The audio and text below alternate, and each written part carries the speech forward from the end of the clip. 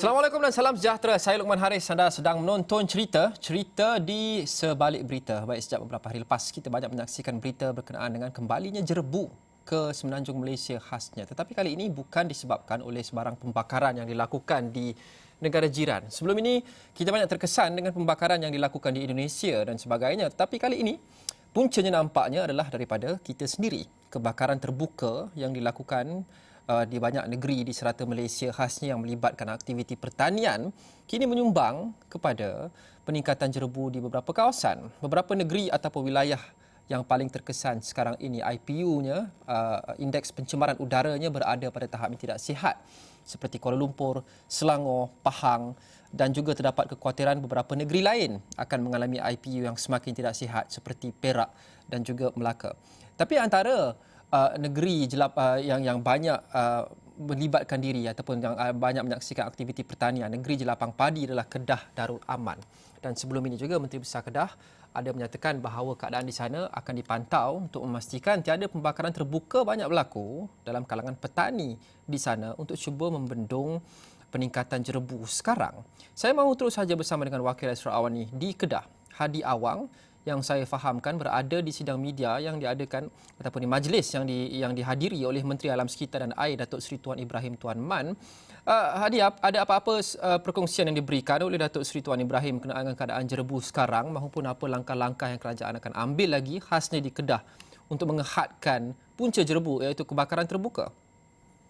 Okey, terima kasih Luqman di studio dan seperti dimaklumkan Luqman, saya kini berada di program yang dihadiri oleh Menteri Air dan Alam Sekitar Datuk Tuan Ibrahim Tuan Man, di mana ketika ini sedang berlangsungnya sidang media yang dibuat oleh beliau juga Menteri dan juga Menteri Besar Kedah YB Muhammad Suni Simakno. Dan ketika ini persoalan yang tengah ditanya wartawan adalah berkenaan dengan isu-isu air.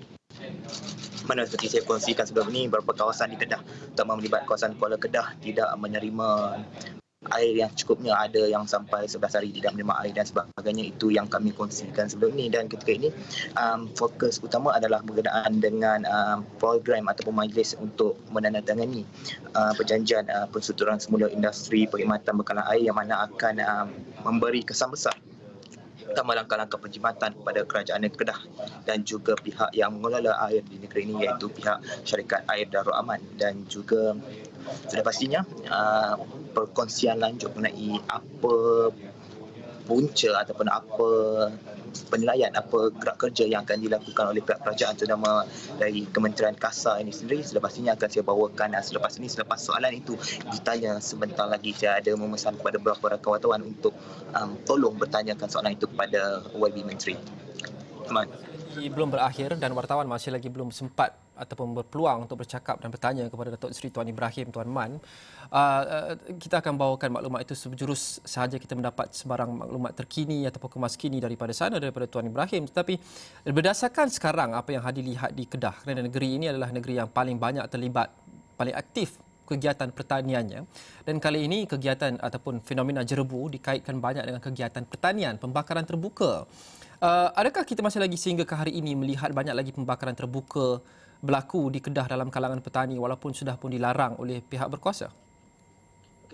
Sebenarnya kes-kes pembakaran terbuka ini bukan saja berlaku pada tahun ini, malah tahun-tahun sebelum ini. Jika sekitar bulan Februari, Mac, April itu adalah musim menuai bagi golongan petani di mana jerami-jerami yang tidak digunakan, yang dilepaskan, dilupuskan itu hanya mereka proses-proses yang paling mudah adalah dengan proses pembakaran jerami itu sendiri. Dan pastinya ia memberi kesan besar terutama kepada alam sekitar, menjejaskan kualiti udara di negeri Kedah ini sendiri. Malah bukan saja negeri Kedah, akan melibatkan beberapa negeri lain yang berfokus kepada sektor pertanian itu sendiri. Dan pastinya Luqman, jika tahun lepas pihak MADA, Lembaga Persekutuan Muda yang mengelola beberapa kawasan pertanian terutama kawasan-kawasan sawah padi ini sudah pasti memberikan satu inisiatif dengan mewujudkan jerami-jerami itu digulung dan dijadikan daya tarikan dan pelancong untuk melihat sendiri bagaimana jerami gulung dicantikkan kawasan itu sendiri supaya tidak berlaku pembakaran secara terbuka jerami-jerami yang ditinggalkan itu.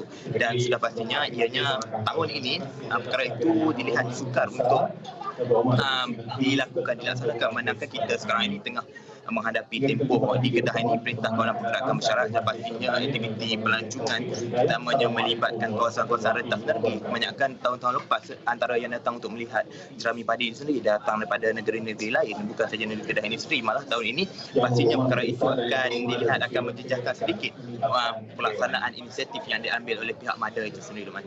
Okay, baik Hadi, oleh kerana kita buat lintas langsung ni secara langsung, banyak perkara yang mungkin kita tidak duga, seperti majlis itu masih lagi rancak berlangsung, dan saya akan tinggalkan Hadi untuk terus membuat liputan di sana untuk cuba mengejar Datuk Seri Tuan Ibrahim Tuan Man untuk mendapatkan reaksi berkenaan dengan apa langkah seterusnya ataupun apa langkah tambahan yang akan diambil oleh kementerian dan juga kerajaan untuk membendung masalah jerebu ini, khasnya di Kedah.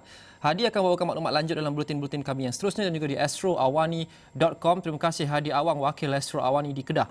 Baik, kita sering bercakap berkaitan dengan isu jerebu ini dan banyak cakap-cakap tertumpu kepada golongan petani. Mereka yang terlibat dalam kegiatan pertanian yang didakwa banyak melakukan pembakaran terbuka.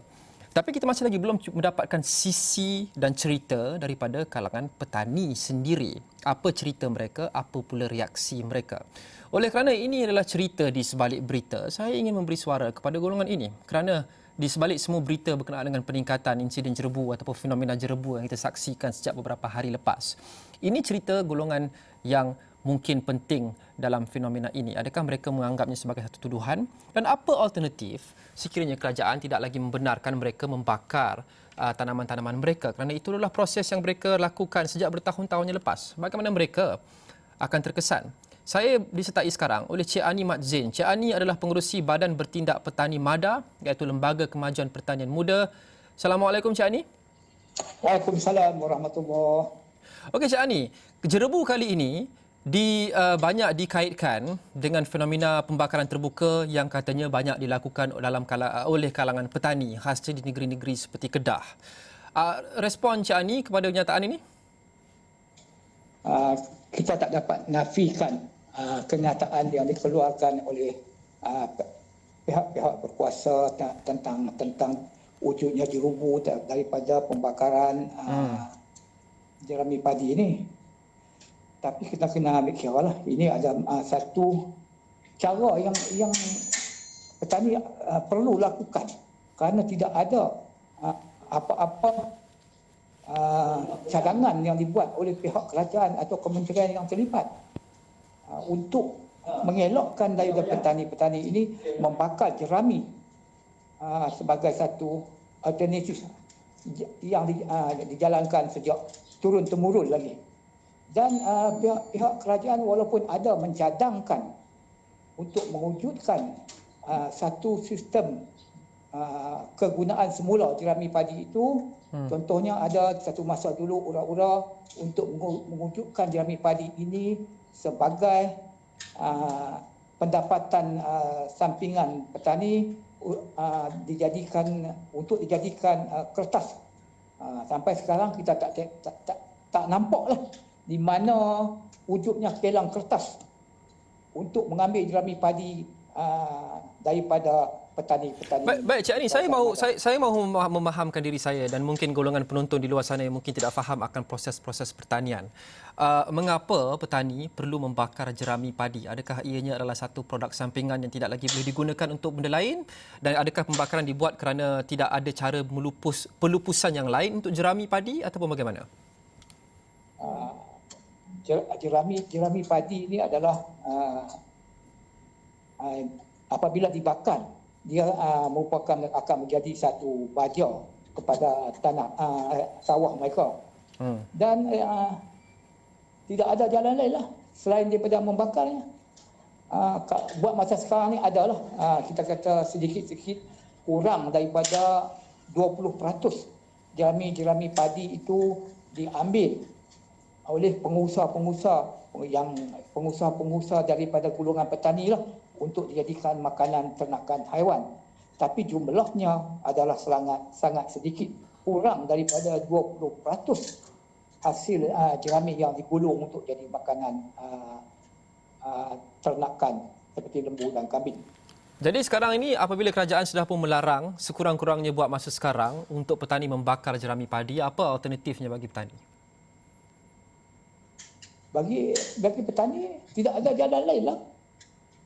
Kalau kita kata nak tak bakar tu, kalau untuk musim musim kedua. Pada setiap tahun itu kita tak berapa masalah sangat kerana jerami itu akan reput daripada dari tarikh pengambilan padi sehingga penanaman padi makan masa yang agak lama sikit dan melebihi daripada 3 bulan atau 4 bulan. Jadi jerami-jerami itu separuhnya akan reput. Tetapi bagi musim pertama untuk ke musim yang kedua tu, jadi makna padi itu diambil pada masa air banyak di dalam bendang. Jadi masalah itu jerami itu akan menjadikan masalah kepada petani-petani dari segi kesuburan tanaman itu kerana jerami itu akan menghasilkan kemasaman kepada tanah mereka. Ada sebarang anggaran kerugian mungkin dari segi angka yang boleh diletakkan dan dikongsikan, kerugian yang dialami oleh petani sekiranya mereka tidak lagi dibenarkan untuk membakar jerami padi? Kerugian dia contohnya kalau kita nak ambil kira dari segi kerugian lah, dia terpaksa menggunakan pembajakan lebih daripada 2 kali ataupun lebih daripada 3 kali untuk mereputkan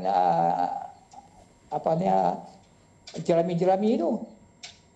Tapi itu disebabkan keadaan masa sekarang, masa dengan keadaan tanah, kalau kita menggunakan banyak kali orang kata membajak akan menjadi masalah kepada tanah-tanah sawah kerana tanah-tanah itu akan menjadi lebih dalam atau kata bahasa orang Kedah terperluih, terlus. Itu masalah yang akan dihadapi oleh petani. Baik, terima kasih Encik Ani Mak Zain, Pengerusi Badan Bertindak Petani atau Pemadar.